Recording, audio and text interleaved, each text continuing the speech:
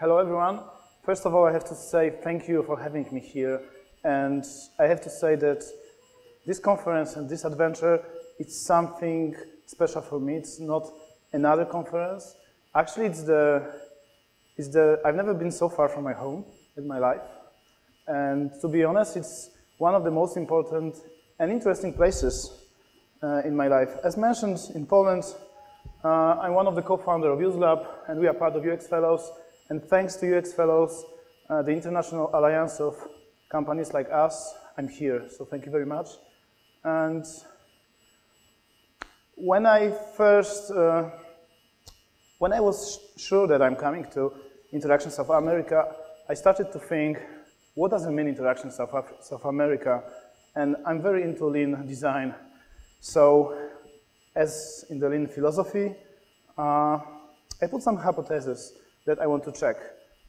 What means to me South America? What means Argentina? And I decided to validate those hypotheses. So I made this little inquiry on Facebook with my friends, and I was expecting such answers. So what could be the most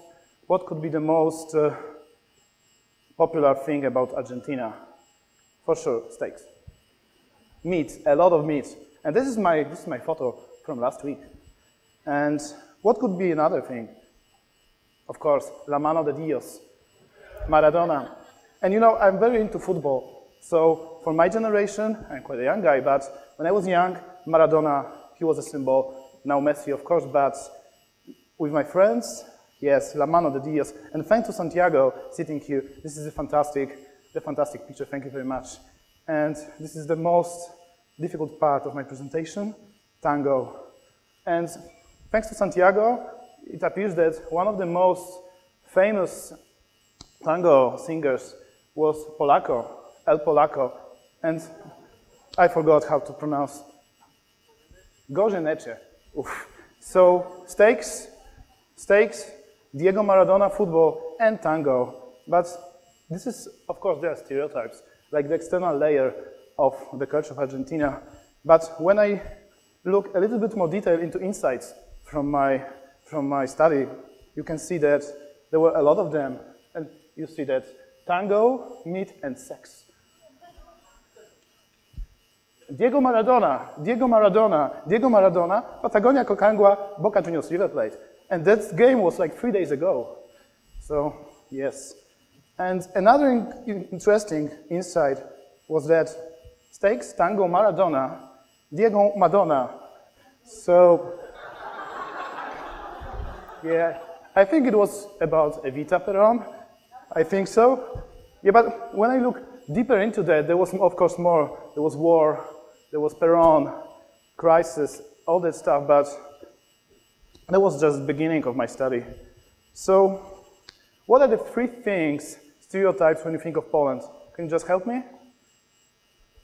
Vodka, pierogi, Pope, Wałęsa. Yes, you are so smart. So Pope, Wałęsa, and vodka. Yes, of course, there are stereotypes, but in fact, anybody who was in Poland. And so that presentation, those studies about stereotypes, just the beginning, because I decided that, of course, I'm the UX designer, and if I'm going to such a conference, I have to know more. I have to take a deeper look into context, into people, into place, because I felt that in some way, and at that moment I didn't know, it was just the assumption, but I know that we are some kind of familiar, like from the same family, and there's something similar with our country.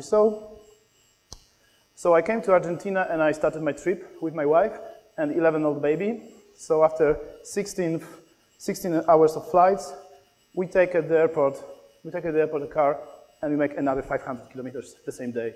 So that was quite hard, but we started to get known to the country. So we saw the beautiful nature, Grandes Salinas, amazing place. We saw mountains, hot ones, the biggest mountains I've ever seen.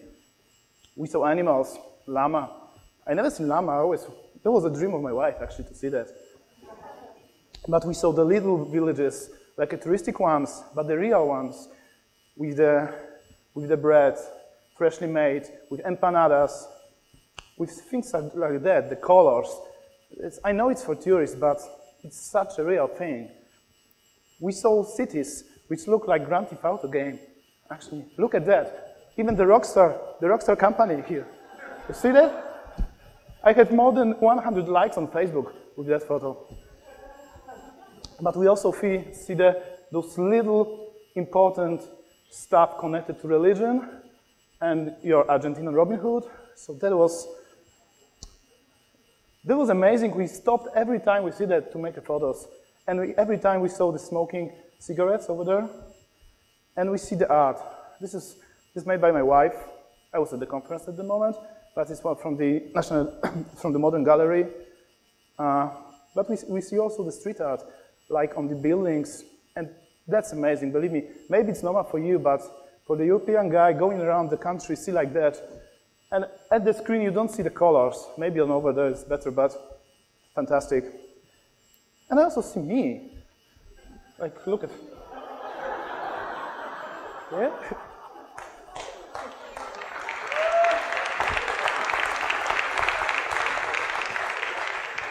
Yeah, of course food, fantastic, everyday steak.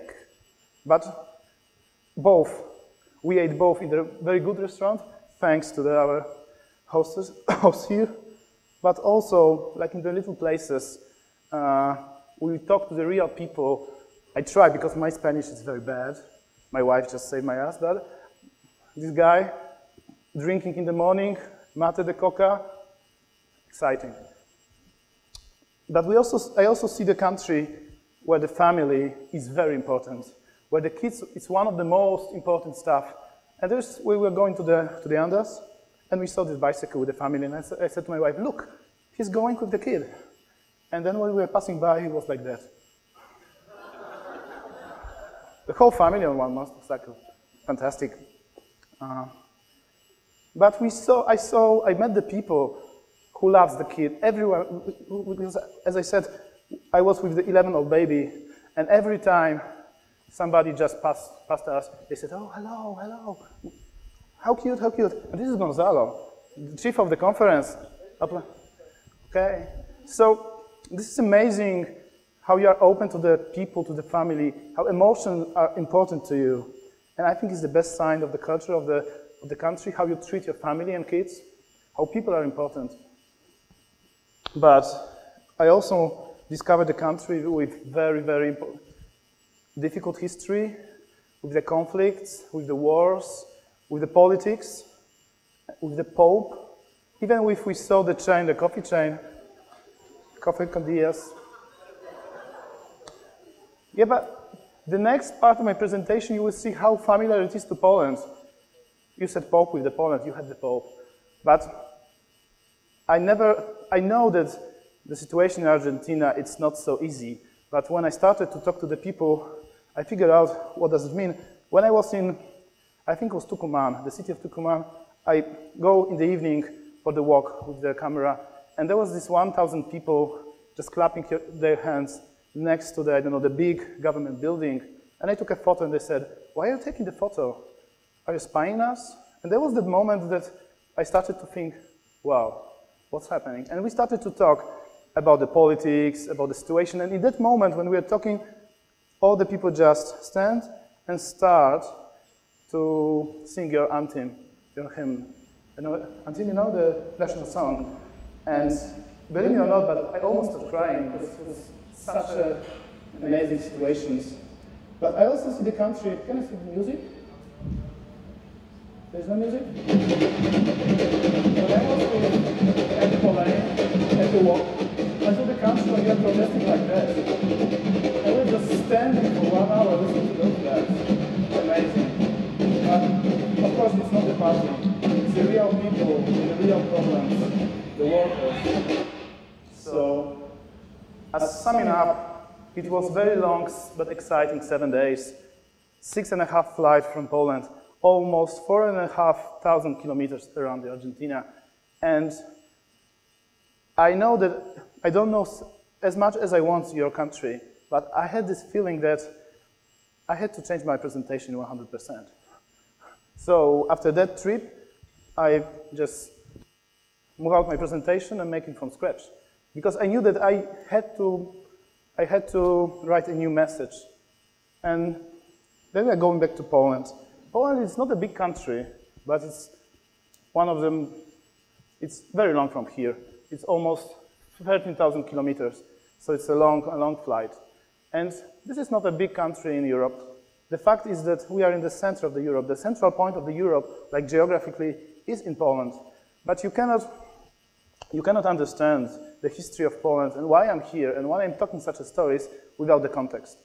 As you know, as UX designers, context is everything. And the context is that we are between Germany and Russia. And that's the context of our whole history. We are between very two important and big and in many cases aggressive countries. So there was a time, like a couple hundred years ago, when Poland was one of the biggest countries in Europe. There was Poland and Ukraine together, so we are a really big country. But there also was for almost 120 years when there was no Poland, because our neighborhoods decided, there's no need to be Poland on the map. So it's some kind of sad story for our country, because they did everything they could to destroy the culture. But they couldn't, because the people were strong and so motivated to keep the culture with the energy and all that stuff that we somehow survived. And when the First World War finished in 1918, and we get back our freedom only for not more than 21 years, because the Second War started actually in Poland.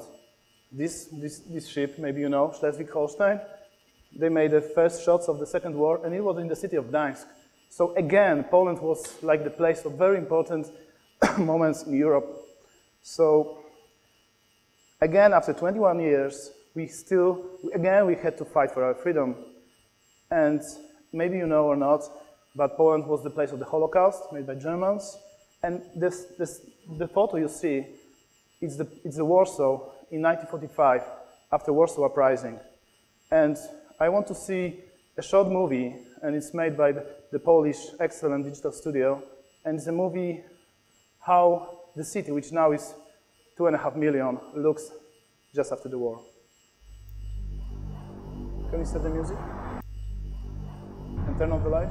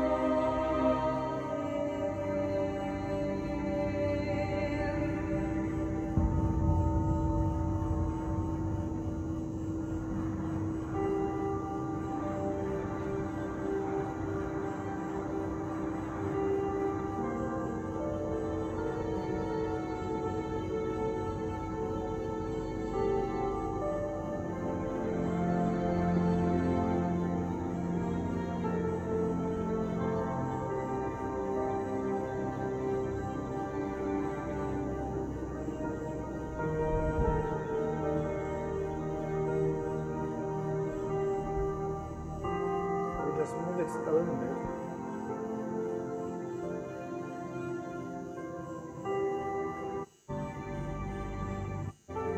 What you see now is the place of the Warsaw Ghetto.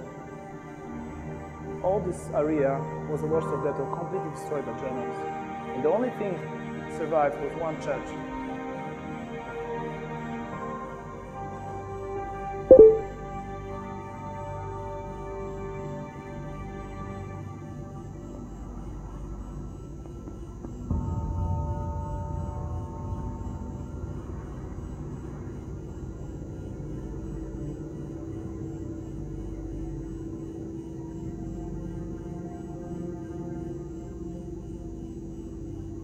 You can see it here.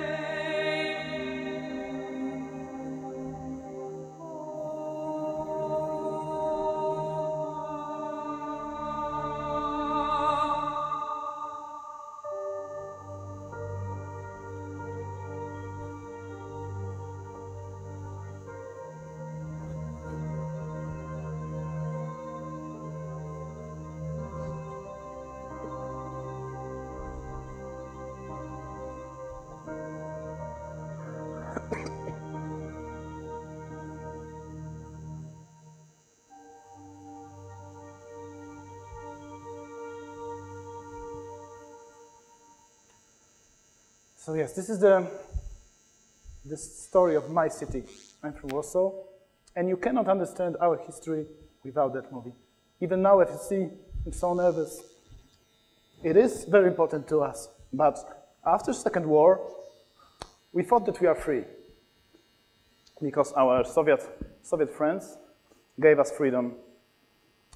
But for more than 50 years, actually wasn't free because we were at the red side, like in the Warsaw Pact. So again, this nation, those people, after such thing as you see on the movie, had to fight with another system. But we have our new friends. And after Second War, you see the city, and this is the city, the center of the city now. Russia asked us, all right, we are friends, we are your friends, so we can give you one gift, a very good one, and you can choose. Do you want the underground, like metro, or the Palace of Culture looks like this? And our smart politicians like, come on, the palace. So the fact is, we get the underground like when I was 9, so it took us 50 years. That is some kind of joke, but those years after the Second War wasn't so happy.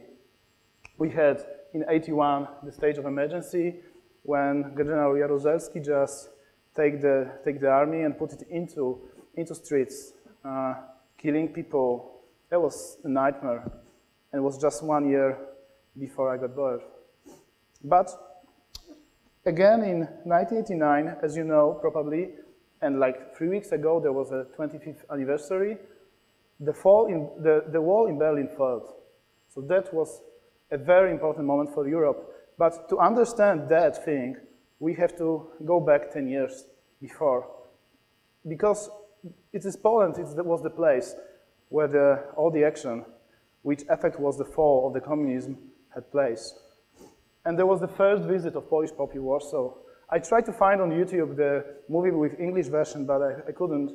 But you have to imagine that in 1891, sorry, this was late 70s, just after Pope has started to being a Pope, he went to Warsaw, and communism in Poland were completely against church. And he said at the main place to more than 1 million people that, of course, it wasn't a direct message, but he said, communism will fall in this, in this place. So this was the first moment. And of course, another very important person was Wałęsa, and he started the movement. He's a very controversial person in Poland, but the fact is he started the movement of changes in Europe. And I want you to see the short movie from, it was just before, it was certain that the communism will fall. And this is the speech he gave in States. Members of the Congress. And that's one of the most important It is my great words privilege, for the word democracy. and I deem it a high honor and personal pleasure to present to you the Honorable Lech Wałęsa, Chairman of Solidarność. And he was the first communist leader speaking in the Senate. And you have to know that he's an electrician, not a professional politician.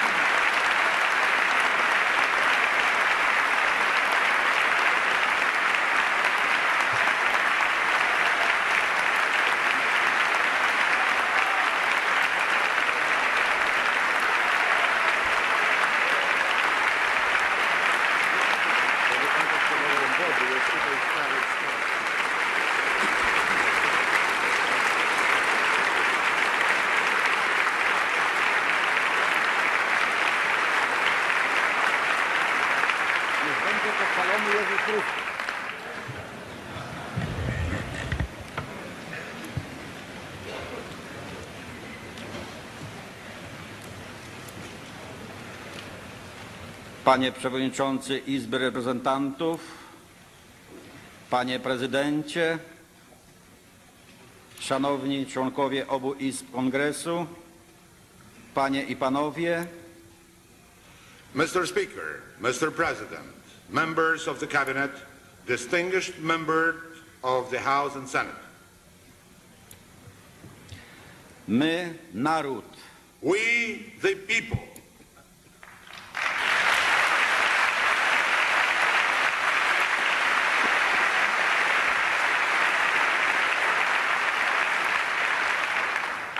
Oto słowa, od których chcę zacząć moje przemówienie. With these words, I wish to begin my address. Nikomu na tej sali nie muszę przypominać, skąd one pochodzą. I do not need to remind anyone here where these words come from. Nie muszę też tłumaczyć, że ja, elektryk z Gdańska, też mam prawo się nimi powoływać. And I do not need to explain that I, an electrician from Gdańsk, am also entitled to invoke them.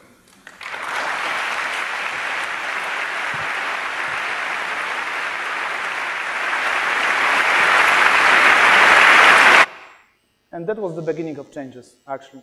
After Poland, as you know, all countries in Eastern Europe, country by country by country by country, were saying we are free. And we said, we are free, we are happy. But as you know, communism has one effect to the economy. There was no economy. So if you look at the numbers, in the early 90s, we said, we are free, we are happy, but we are screwed. We had no money. Sorry. We had almost 700% inflation, 700. And it said that in some moment there was more than 1,000%. So the same day, you had a paper money, which can even buy nothing with that. We had more than 20% unemployment people, and we had -7 GNP, I mean the percent of growing country. So there was a price that we had to pay for the freedom, and we paid that. And as I said, we are 25 years later, and maybe you know, or maybe you're not, European Union, in last year, they are in a very big crisis. And we're the only country, as you can see, and our government is very proud of that photo, with the positive economical result. But why was that?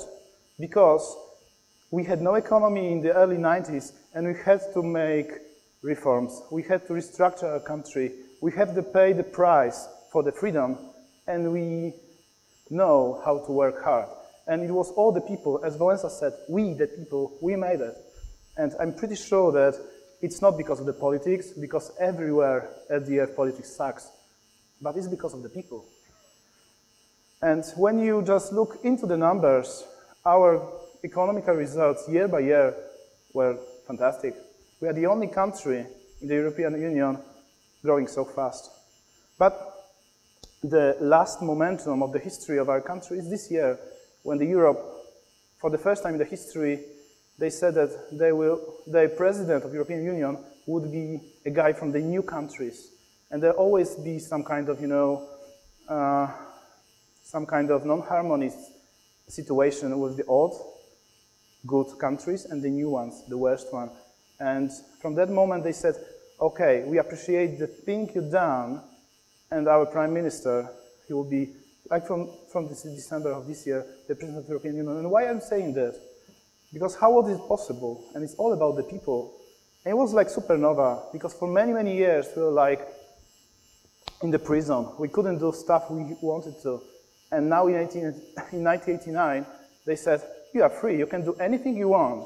And I want to show you an example, an artifact of the Polish democracy. And it's that. Do you have any clue what is that?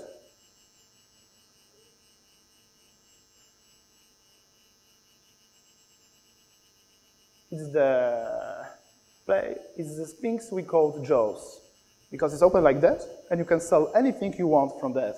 And there was actually the artifact, and I show you how it works. This is the stadium, the National Polish Stadium, during the communism, with 100,000 people over there. And this is democracy. The same stadium, and it was the biggest market in Europe. Like every week, thousands of people were working for the fortunes. And to be honest, the people get so, like in days, in weeks, they made money, like the real fortunes. And now it looks like that. It's Euro, it's a national stadium for Euro. And this is me, like a couple years ago. And I was thinking, all right, I missed this momentum in early 90s where people make fortunes. I missed .com era because I was like 16 and I thought I would be a journalist. And then I just thinking that technology is something interesting to me, but I was still thinking about the price we were paying for the growing market, and the real people that were just, the technology was around, the technology was rising much more faster that the people could adopt. And I was thinking how we can make that technology useful for people, friendly for people, how we can not be forced by technology, but technology should work for us. And of course the life, and this is the message, my message for you, the life is some kind of history of accidents. And of course in every Polish story there should be an alcohol. And there was this party when one of my friends said, you know, you would like to be a journalist, but you have no work, and you are doing universities, and I'm just finishing the first in Poland University of Human-Computer Interaction. I said, what? Human-Computer Interaction? It was like 2003. And he said, yes, this is the science that we are making technology stuff easy for people. I said, wow, sounds familiar, interesting. And there was another guy doing like that, and they said, you know, we're just going around agencies and we're saying, yes, technology should be useful for people, just hire me as a UX designer. And I said, what? What is UX designer? There are no such thing in Poland, so there were 3 of us.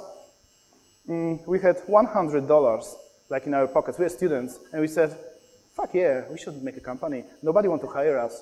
And we did it, actually. And this is the funny story with a bath. And this bath it's not the real bath from my parents' house, but the bath is one of the most important places in the history of our company, because there was this conference when the day before conference, our friend told us, you know, this is a very important conference, you should go. And I said, all right, but we have no logo, no name, no business cards, anything. And during that night, we make a website, business cards, logo, and a little leaflet. We're going around the conference and saying, you know, we are the first UX company in Poland. You have to hire us. And then nothing happened. 1 week later, I was a student, so it was quite normal that during the day I was lying in the bath, reading and sleeping. And there was this telephone. It said, do you remember me from the conference? We have this project. We want to develop this software, the really complicated one. Maybe you are interested. And I said, you know, I have to check, do we have the time? Do we have the resources? I will let you know in the 1 week. So 1 month later, with the first project solved from the bath, we have to hire people and make a new office. So our office was with my wife in my wife's grandma's apartment, just beneath the teeth, over there. So this very small apartment, like 2 rooms. And we started the company without nothing, without $100. But after a couple of months, we knew that there is no market and no community in Poland, but we need to learn and inspire ourselves. We need to get better. Because at that moment, to be honest, we knew that we should at some way research the users, make some wireframes, and that was all. We had good marketing at that moment only. So we decided we should go to the international conference and went to EURIA in Copenhagen in 2009. And believe me, that was a conference for us. Like, our eyes in one day just were opened. And that evening, I remember, maybe somebody of you were in Copenhagen, in the free city of Christiania inside, where you can buy drugs for free, like illegal. So we went there and we started to discuss with my business partner, Hubert, one of those pretty guys. Hey, there's no such conference in Poland and we need it. And we met the people today. Why should we invite them for the next year? So when we wake up in the morning, quite sober, we just go to the conference, start speaking to the people.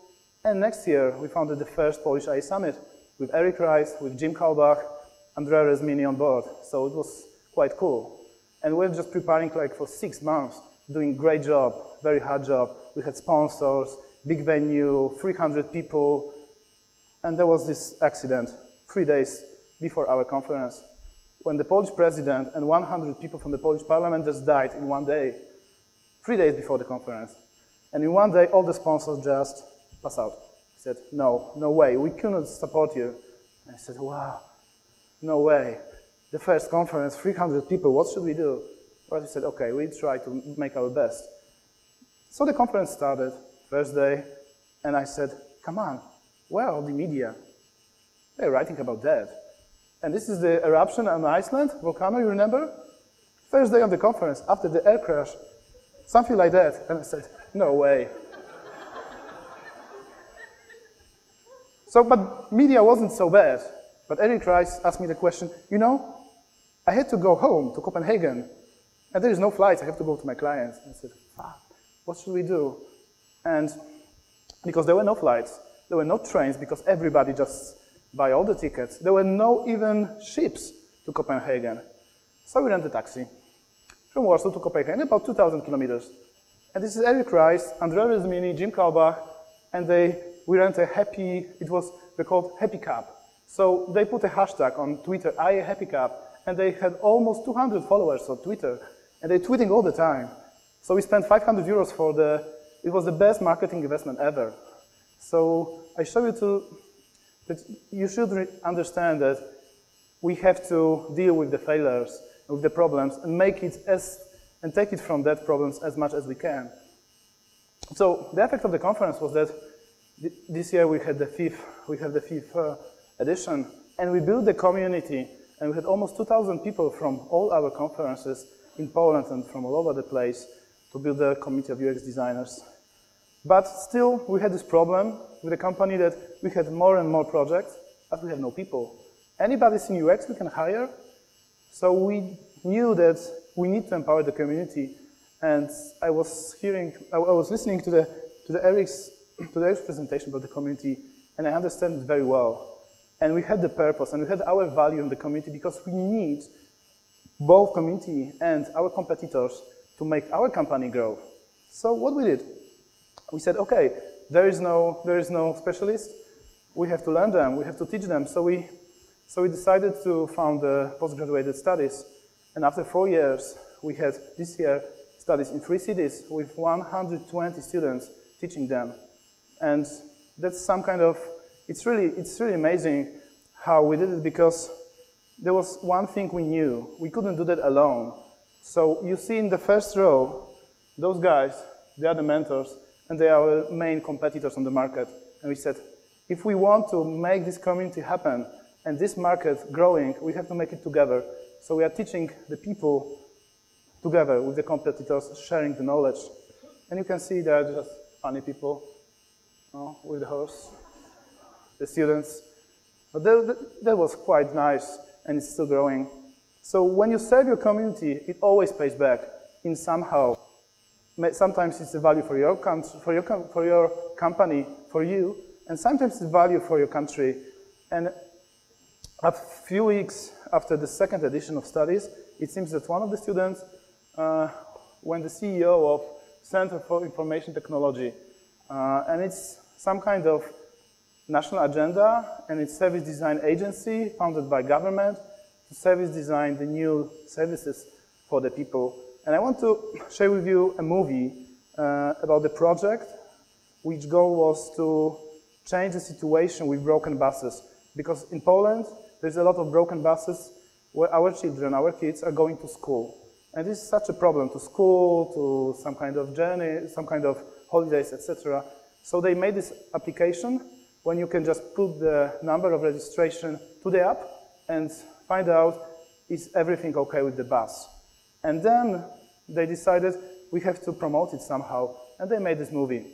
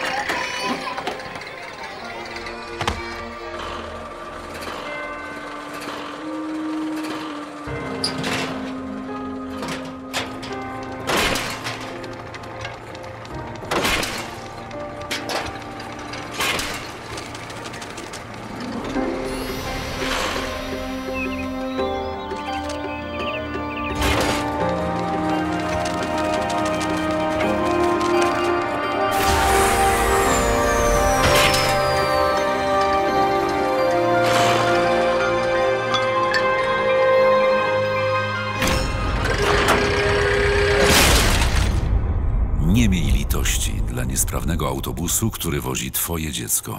No mercy for bad bus which driving your kid. Sprawdź autobus po numerze rejestracyjnym na www.bezpiecznyautobus.gov.pl. Bezpieczny autobus. Bezpłatna usługa Ministerstwa Spraw Wewnętrznych. And you know, people got angry. But like hell. There were more than 1.5 million people saw on YouTube this movie. You have to know that there were about 100 movies with another ending on that story. And people were fighting for the bus.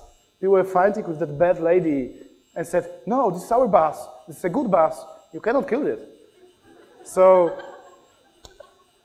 even in the main TV news, there was a big material about the said bus. And what people was like for months, for weeks, talking about that.